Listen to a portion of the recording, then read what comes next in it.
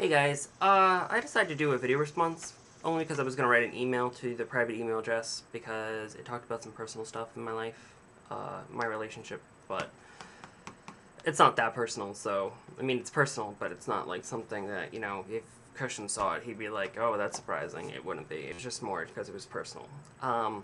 So I watched your video in privacy, and I'm not going to mention about the logo thing and about the house party because, if I was there, I probably would have gotten horribly drunk and probably would have fallen over. But whatever. Okay, so here's my ideas on privacy.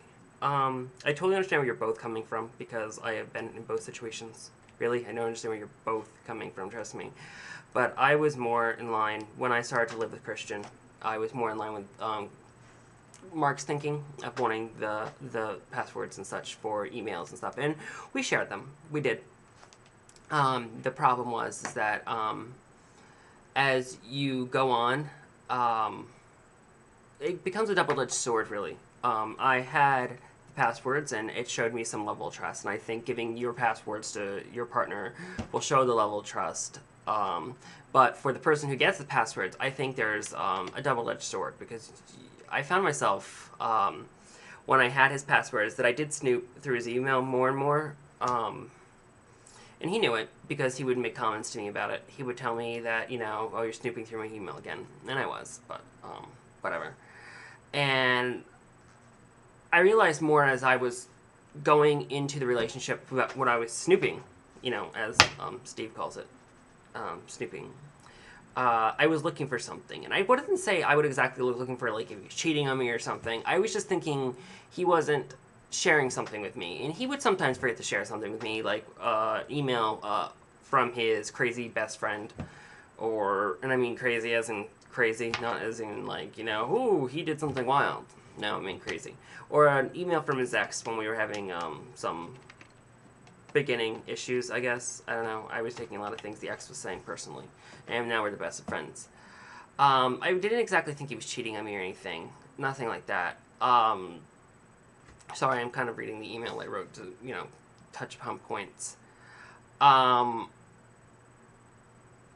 Later on, I just stopped reading the emails. He would occasionally ask me to read his emails just in case he was looking for something, but, he's involved with all these, like, side groups, like his little nudist groups, and, he did look at porn and stuff, and, and stuff, but I, don't care about that crap, because, whatever, that's his stuff, and, in truth, I realized that his email is just as boring as mine, and there was no reason to look. But I do see in Mark's eyes why he would think that it shows a level of trust kind of thing going on there. And I would totally see that because I think it does. But, I'm just, if you decide to do that, I'm just warning Mark that, even though you have the information, don't go looking for something that isn't there. It's just there. You don't need it. You don't need the passwords, really, to accounts. What you need is just open communication. I mean, if you... I can't stress this enough on couples. Open communication is the key to everything. If you don't have open communication, your relationship's in trouble. And I say this about everything I could possibly... to every couple I possibly meet. You should be able to talk about anything at all. Like, anything. I had a friend recently. I was having issues with somebody he was living with, and it was more of a sexual nature, and the boyfriend wasn't pleasing my friend at all sexually, and I said to the friend, why don't you just tell him what you would like him to do, however, I don't care, what he wanted him to do. It's more like, basically say, honey, I like this, but it's not working for me, so you need to try something new, so why don't we try this? And my friend couldn't say that to his boyfriend, and I was like, well, that's a huge issue, because I could totally look at Christian anytime and say, you know what, you in this position is not working for me. You need to, like, do something else, or we need to try something else, because that's the thing that all relationships should have. Even though I do understand that sex is a sensitive subject, you need to be able to talk about anything. You should be able to tell each other when, something mundane as oh, that shirt makes you look fat, to, oh, well, when you said this last night, it really pissed me off and I was angry at you all night. something like that. If you can't have open communication, your entire relationship will be trouble down the line, and it's going to be really bad. It's not going to be good at all.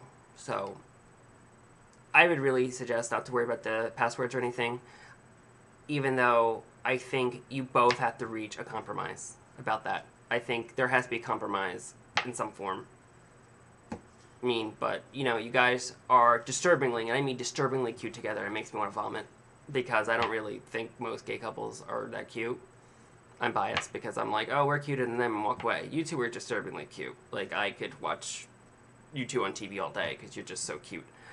I don't think that Steve made you look like a bad boyfriend, Mark. I really don't. I didn't view you as a bad boyfriend or anything, and I know it's a sensitive subject, or a sore subject, as you say. I don't view you as a bad boyfriend at all. I view you as somebody who had a concern, and you guys literally just had different ideas. You just have different ideas of how things should run, and that's not bad. It really isn't. It's really good, because Christian and I are completely different than each other. And I think you two are just have different ideas in some things, and that's great, because you can commingle them, and you'll be amazed how much you will adopt some of his ideas, and he will adopt some of yours. I'm not saying, you know, you should adopt everything of his, because he's perfectly right. You know, no. You guys will change the way you're thinking, and you will adopt each other's way of thinking, or, you know, and some things will always continue to be separate. Christian's more positive about the human race. I think everyone's a piece of crap, basically. I don't find much hope for the human race, but Christian thinks everyone's good in some form, and I tend to think the opposite. But, you know, it's really good, because having opposites and different thoughts really helps you grow as a couple and as a person, because I can't imagine, like, even looking at myself when I first moved in with Christian and we first started dating until now, I'm so different. I just can't tell you how different I am. And I think it's really good that you guys are able to discuss such sensitive subjects, because I could tell the tension about it on video. I just think it's great that you guys are able to do that. I think that shows how strong of a couple you guys are. Living together is probably one of the most difficult things on earth. I had a female friend who wanted to live with her husband then, her boyfriend, but, you know, when they got married, it was the first time they were going to live together, and she swore because they stayed each other with a lot when they went to college together, it was like living together. It's not. Living together is the ultimate test of relationship, because you get to see the ugliest parts of the person you're with and the best parts. And then you just have to learn that there are differences between each other. There are things that you're going to have to learn that Steve's not going to like about you, that you can either decide to change, or Steve is going to have to accept that's the way you are. And vice versa. You're going to have to learn that Steve does things that really highly annoy you, and you can talk about it, and he may be able to change it, or you may just accept. That's the way he is, and that's going to be one of the things that makes me roll my eyes and laugh at him, or, you know, probably get a little bit angry at him once in a while. I can't stand to clean. I can't stand to clean. The room, the apartment's a mess, basically, right now. However, if Christian likes to clean, and I like to clean other people's places, but, you know, so Christian will clean and make gripes about it and yell about it. You know, did you clean today? No. I hate cleaning. I can't do it. I'll do it if someone's coming over, but otherwise Christian does it. And I can't stand the way Christian does laundry. I hate the way he does laundry. So I do laundry instead, because if he does laundry, which he does on occasion, I get annoyed because he doesn't do it correctly. Or correct, anyway. I just think you guys are going through what every couple is going through. I don't think you two looked abrasive at all, and I wasn't worried about you as a couple. I was more... you more look like what couples go through when they first move together, and find the annoying things that everyone's going to find. And I think you guys are going to be okay with that. You know, I think you guys are just going to find things that you didn't realize existed before about each other, and I think you guys are going to realize that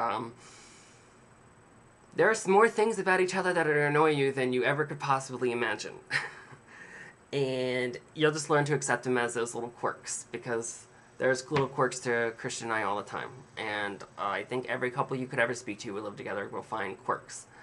And so those are my ideas. I don't even know if this was anything worthy to you guys, but I made it. So talk to you guys later.